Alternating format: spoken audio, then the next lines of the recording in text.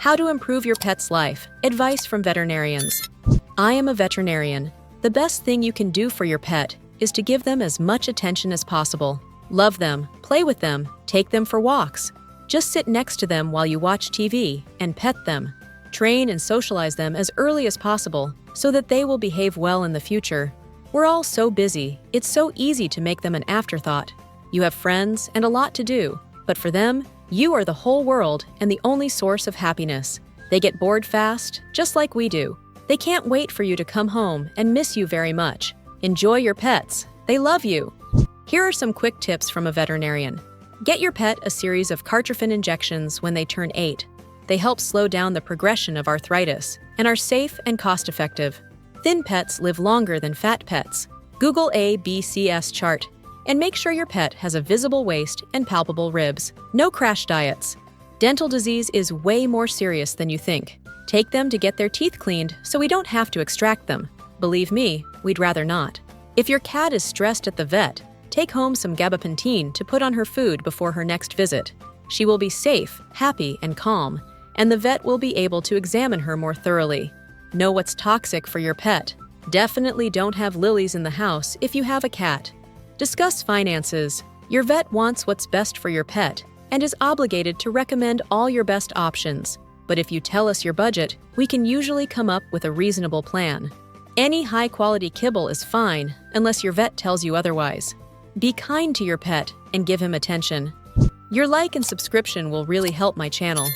The best thing you can do for your new pet, especially a puppy or kitten, is handle it a lot when they're young. Getting them used to having their feet handled, nails trimmed, mouth opened. It would be nice to brush his teeth. Restraint is also a big thing. That wriggly puppy that is cute when it nips when you hold it still grows up into a large dog that can't be safely examined because it hasn't learned to be okay with restraint. Don't let them get overweight. It seriously affects their life expectancy. Get their nails trimmed regularly because it can cause pain when walking. Do regular checkups. Your pet can't tell you what hurts. Actually research your pet before buying them. It sounds obvious, but so many people don't, and they just assume that they know how to care for an animal based on what they've seen on TV or heard from friends. For example, rabbits are one of the most neglected animals in the UK because people still think that they belong in hutches. Rabbits actually need a lot of space and a companion, as well as foraging opportunities. Make sure you're acting in the best interests of the animal and not what's convenient for you. Rather than just getting them a bunch of toys and hoping that keeps them entertained, just sit on the floor and actually interact with them for a bit. Establishes a connection and is cheaper than a bunch of fancy products that you toss to them and hope they are enthralled.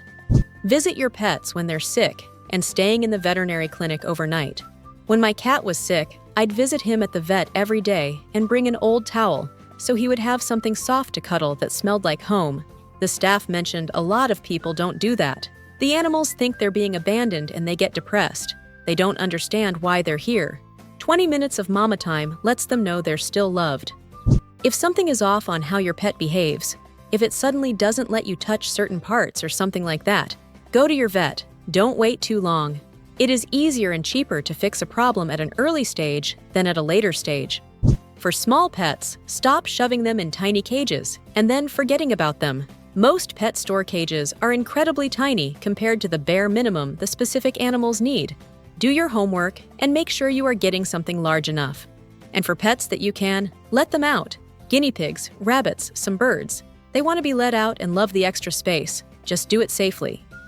Don't buy medication based on YouTube videos. Every case is unique.